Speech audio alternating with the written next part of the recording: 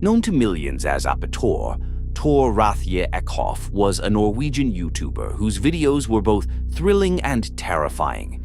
He didn't just step onto frozen lakes, he danced on ice so thin it could crack at any moment, plunged shirtless into icy waters, and constantly tested limits that most people wouldn't even dream of approaching. Tor's rise to fame was built on stunts that seemed impossible. He rolled in the snow half naked, downed entire bottles of vodka, and even once swallowed engine oil, all of it caught on camera. Watching his channel felt like peeking into a life lived without fear, a life that embraced the frozen extremes of Norway with reckless joy.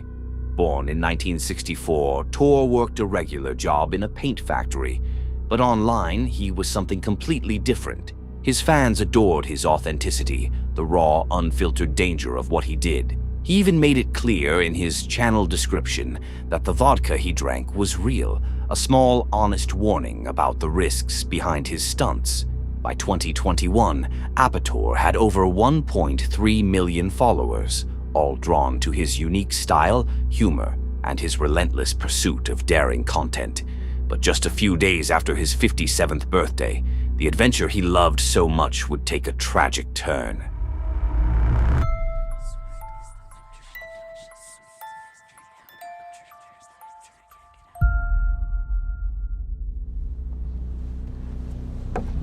On November 27th, Tor sent a message that morning to the person he lived with, letting them know he was fine and excited to film some footage. Moments later, he stepped onto a frozen lake near the town of Kbur. The ice gave way beneath him, and he plunged into the freezing water. He tried desperately to climb out, but the ice around him wouldn't hold. Each attempt shattered the fragile surface, leaving him trapped beneath the bitter cold. Time slipped away as the icy water drained his strength, each second making the situation more desperate. Eventually, divers reached him and pulled him from the lake, and an air ambulance rushed him to a nearby hospital.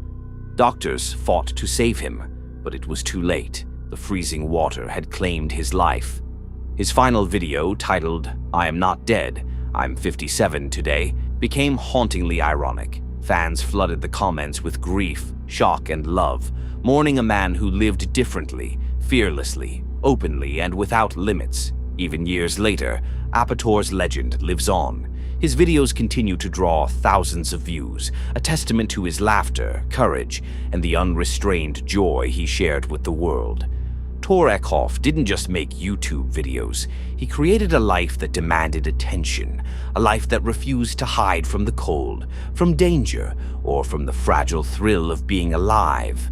And even in death, his story is a vivid reminder of just how thin the line can be between adventure and tragedy. In November 11th of 2025, 21-year-old adventurer Joseph Beul set out to climb one of the most famous and dangerous mountains in the United States, Mount Whitney, just 2 days after his 21st birthday. For thousands of hikers every year, reaching its summit is a dream. The tallest peak in the lower 48 states rises over 14,500 feet, towering above California's wilderness. Beautiful, yes. Forgiving, not always. Joseph loved the outdoors, and like many young explorers, he shared his journeys online. Remote landscapes, long trails, quiet moments in nature. That's what drew him in. But the more remote the adventure, the less predictable it becomes. On the day of the hike, Joseph began the climb alone. The trail to Whitney's summit is long, steep, and exhausting. Hikers must gain thousands of feet in elevation, navigating rocky paths, narrow ledges, and exposed slopes. Even the most experienced climbers can underestimate how quickly conditions turn dangerous. Thin air, fatigue, loose rock, sudden weather. Everything adds up, and the mountain isn't as friendly as it looks in pictures. Somewhere along that trail, something went terribly wrong. Joseph never returned. Concern grew quickly, and search and rescue teams were dispatched into the vast wilderness. Massive granite cliffs stretch for miles. Deep ravines cut the mountain like scars. In certain spots, one misstep can send someone tumbling hundreds of feet down jagged rock. Search crews combed the area for days. Helicopters scanned the slopes. Teams checked ledges and the sections where hikers most often lose their footing. But Whitney is enormous, and the further you go into its terrain, the easier it is for someone to simply vanish. Days passed without answers. Eventually, after a long and exhausting search lasting 35 days, Joseph's body was found in a remote section of Mount Whitney on December 15, 2025, and it was officially identified 5 days later on December 20th. Investigators concluded the most likely cause was a fall. Somewhere on those steep slopes, he lost his footing and tumbled down the rocky terrain. On Whitney, even a short fall can be fatal. The ground is jagged, unstable, and unforgiving. What makes it even more haunting is how fast it can happen. One moment you're hiking through silence, surrounded by wind and rock. The next, a loose stone shifts beneath your boot, and gravity does the rest. Most of the trail has no railings, no barriers, just narrow paths carved into the mountain, with the endless drop waiting beyond. For many hikers, the climb ends with a photo at the summit and a safe return home. But Mount Whitney has claimed lives before, and it will claim more. Nature doesn't make mistakes. It doesn't care. For Joseph Brambilla, what began as another outdoor adventure ended in tragedy. High on Whitney's slopes, a place known for breathtaking views and for the thin line between exploration and disappearance. Storm de Beul was 22 years old, a young adventurer from Belgium who had dedicated himself to exploring the most remote and unforgiving corners of Northern Europe.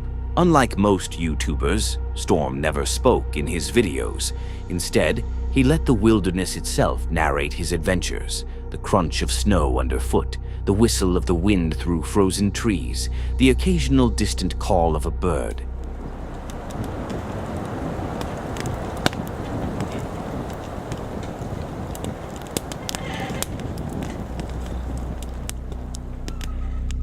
Watching his footage, it felt as if you were right there beside him, alone in the silent forests, completely exposed to the cold and the vast, indifferent landscape.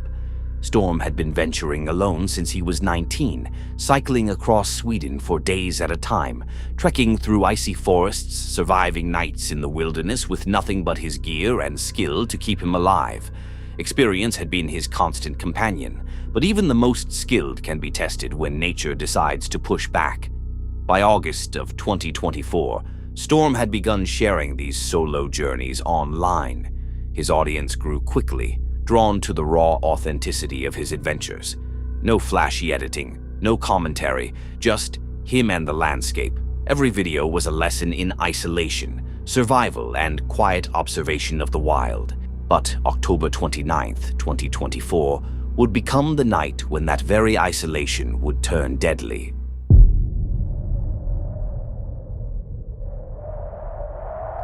On the night of October 29th, Storm was deep in the Jakmark region of Swedish Lapland.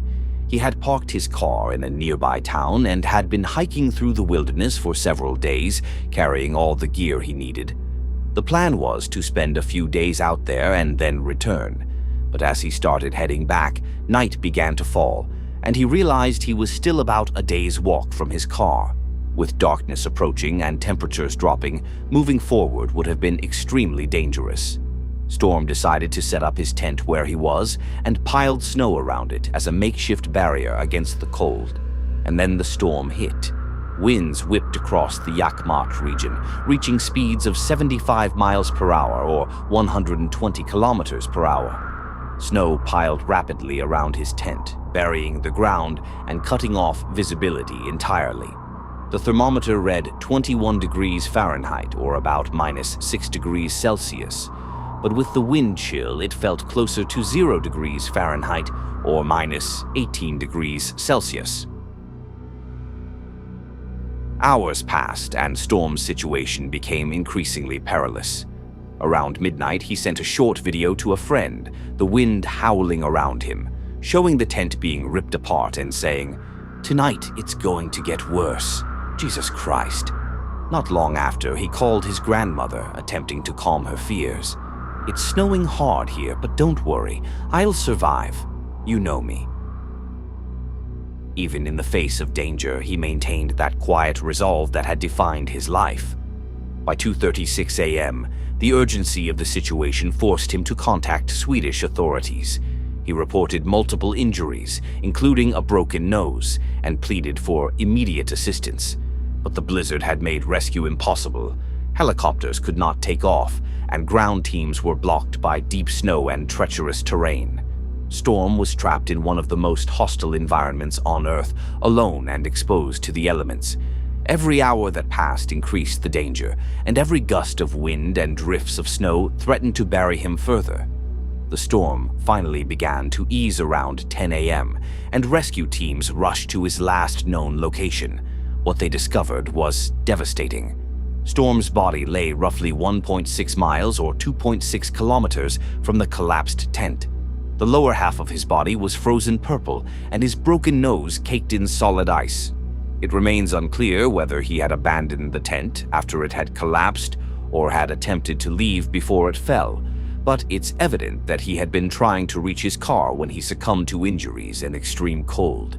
Storm de Beul died doing what he loved. From the beginning, he had told his father, "Dad, it took me a long time to know what I wanted, but that's what I want." Even in death, he was living that truth, alone in the wilderness, following the life he had chosen. His videos remain online as a record of his courage, his independence, and the dangers of nature. Watching them, you feel the wind, the snow, and the isolation, just as Storm intended, until the night that claimed him.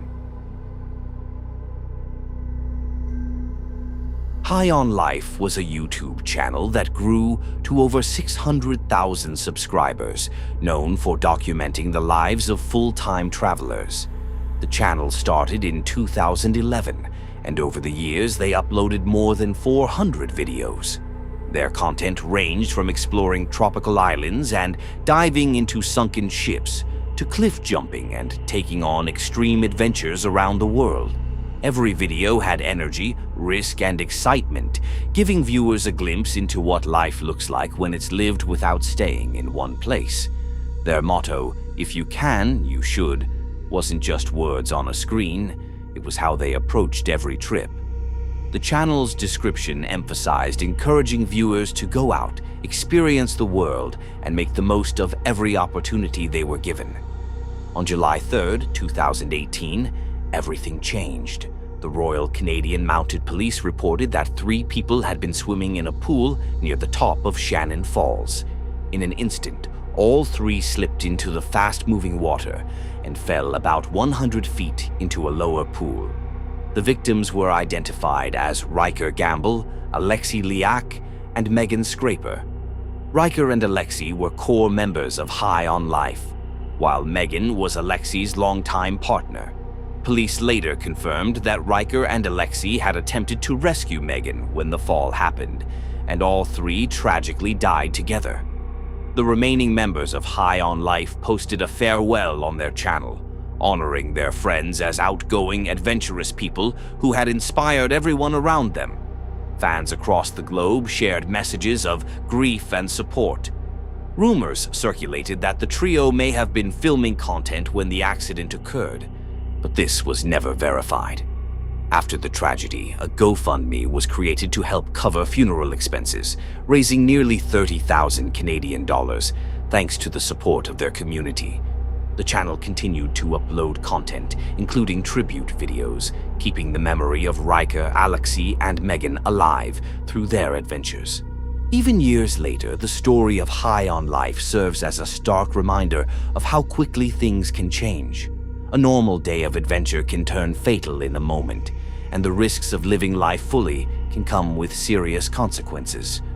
The last video uploaded by the channel was 3 years ago, a quiet end to a chapter that was cut tragically short, leaving the spirit and legacy of the trio alive only through the videos they shared. That's it for today. Thank you so much for watching. If you enjoyed these kinds of videos, don't forget to hit that like button and subscribe for more. You can also turn on the bell so you'll get notified whenever I post. And if you want to keep watching, click on one of the videos on the screen. I'm sure you'll enjoy those too.